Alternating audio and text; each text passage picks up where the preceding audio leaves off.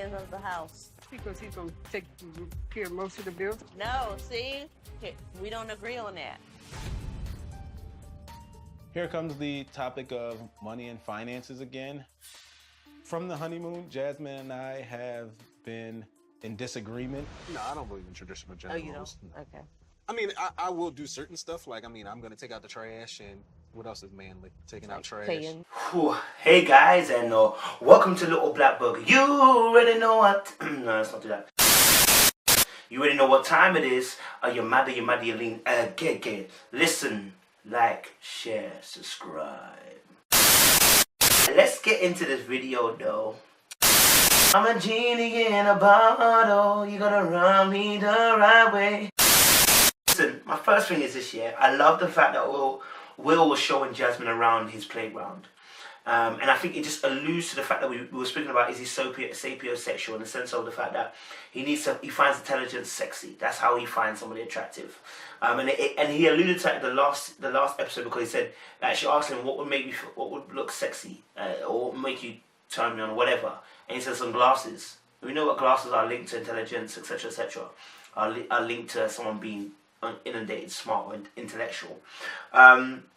So when he was talking about his childhood, this is the most I've really heard him speak at length. Earn everything that you get. You know, no one's going to give you anything. And I wanted to bring my wife out here to show her why it's important to me and basically how I came up. You know that he was passionate about what he was talking about. Why? Because the playground not only represents his childhood, but it actually represents how his mind is. You know, it represents what he has become. You know, and he knows that that's the starting point of where he was to where he is now. And so the playground holds good memories for him. And he explains at length about the playground. Why? Because he's trying to show to Jasmine, this is what I care about. I care about the intellectual stuff. I care about the fact that he mentioned that. This is what I learned how to love. This is what I learned how to be respectful of other people's feelings, etc., etc. It's how I learned a lot of life stuff. Remember he said this. He said the games and the competition that we had pushed us to be greater. So everything that was about life that makes sense to him is in this playground. So this playground could never be disrespected. Do you understand? Because it holds that kind of power in his life. And again, it alludes to the fact that he's about having those deep conversations.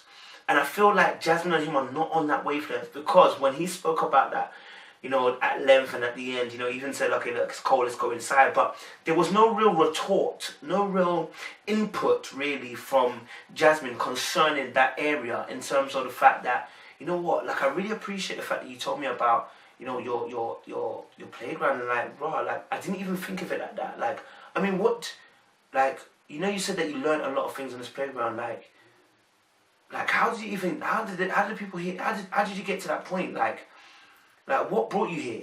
Like, asking questions where it's going to get him speaking will get him loving you. See, wearing that sexy dress ain't going to get him loving you. It's not going to get him to want to have sex with you, because that's not how his mind is working. It's not wired that way. He wants to first know that you've got him in tandem. You've got his energy. You've got his emotional side. You've got his intellect. You've got the same understanding. And at the moment, they're disconnected in that area, to the point where, you know, I don't want to hit Jasmine too hard, but she mentioned something which kind of concerned me. She was like, This has definitely been eye-opening for me, because we didn't grow up the same way. It sounds like he was content at the time, but that it still was a sense of poverty. I grew up around family, around safety and love, and his friends became like his safe haven, and that playground became his safe. You know, it's such a different upbringing, which is true. And then she was saying that, obviously, you know what, like, you know, it's evident that he was content. And then she mentioned in the same breath, not the same sentence, but same breath, that, you know, it's a sense of poverty. And it's like, whoa. You know, and she's like, I grew up in a place of love, safety, family, da-da-da-da-da. And it's like, the way she said it, it just sounded condescending. It sounded like you don't appreciate where people are growing up. Yeah, okay, cool. We may not have had the most important things. We may not have had everything. But a sense of poverty? No. What? Because I was in the playground? No, because I was in the playground. Because maybe certain things were happening at home. That's why I was in the playground. Okay, cool. But it's the way she says. It's the way she said it. It just sounds as he said, uppity, and it sounded rude. Do you know what I mean? It sounded like you're looking down on somebody.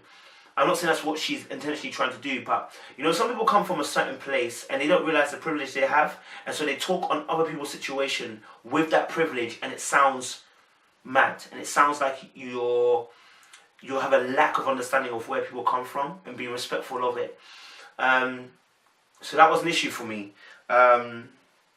Yeah, moving on to part 2.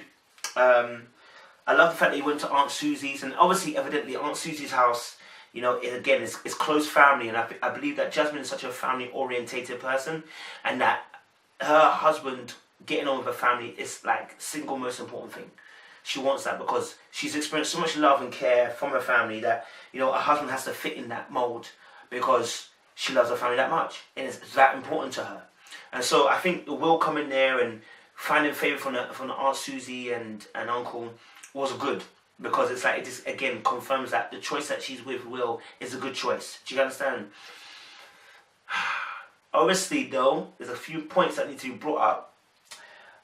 Jazz joked that, you know what? I don't need to listen to Will. Will needs to listen to me. You know, that Will must listen to her, not the other way around. But as she's joking, this is exactly how she actually talks. This is what she alludes to when she's talking. This is what she alludes to when she makes points. This is how she alludes to when her tone is so direct. Do you get what I'm saying? But I do believe that she wants a man to lead. I just feel that Will isn't that type of guy in the sense of to take the bull by its horns and lead it. I think he's more of a guy that's, look, my intellect will lead for me. You understand? And that my intellect will speak for me. Like, don't get twisted. I don't need to show brawn to show you that I'm a man. You know, even at a point where he was washing the clothes and, you know, and taking them out and stuff like that. You know, these kind of things maybe a man might not want to do, and that's maybe what she understands. But understanding that, look, people lead in different ways. Like I keep saying to you guys, spending all the money on bills and being able to pay all the bills for your wife doesn't make you a man. Like, there are a lot of baby fathers who are doing the same thing for their baby mums and the child, but are not a good father. So, you know, that doesn't make you a man. You wouldn't say that person's a man, would you? You say he's a boy. So that it's not provision that's making you a man. What's making you a man is the fact that you take control, you take leadership in areas. It doesn't mean you earn the most. It means you take leadership in certain areas, and you know how to drive your relationship to a destination it needs to go to. Do you understand? And taking responsibility also as a man. What defines man of the house? Because he's going to take care of most of the bills. No, see? We don't agree on that. Here comes the topic of money and finances again. One thing I would say is that Jasmine needs to know how to bring up an issue at the right time and season. You know, when you brought that issue up at the table, your delivery was poor, and then your tone just kind of, it caused attention straight away because Will instantly put his food down. Instantly. Because they were enjoying the conversation, etc., etc. You know, and then the way she delivered it, he was like, fam, again? We're talking about this again?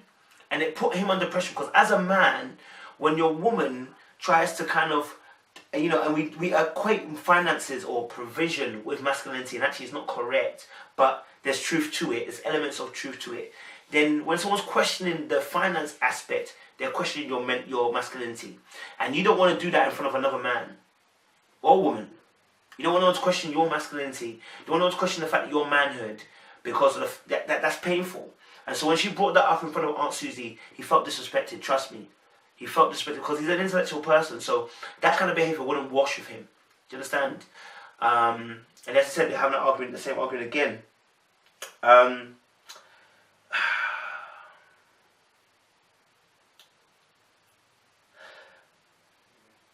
What I would say also is that, you know, it's good to have people who can speak into your life and speak into your relationship, especially ones who have got a successful marriage and know what they're doing. When they said, obviously, about the finance issue, and then when they actually heard the conversation from both of them, you know, the Aunt Susie said, listen, well, you got to do what works for both of you. Communication is the most important thing you guys will ever have. Mm-hmm. That's how you're going to learn each other. I'm taking... Like, that's wisdom. Like, she could have jumped in two feet and said, well, you know, Will, look, you in our family, you know, you gotta look after the woman.